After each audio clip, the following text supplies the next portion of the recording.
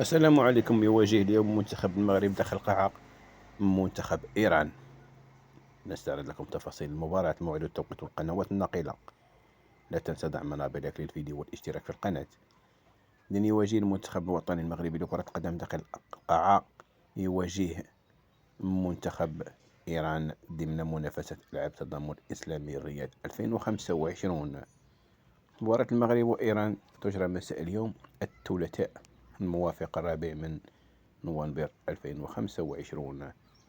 تنطلق مباراة المغرب وإيران على الساعة 11:30 بتوقيت المغرب، تولج الجزائر 1:01 بالتوقيت الرياض والقاهرة.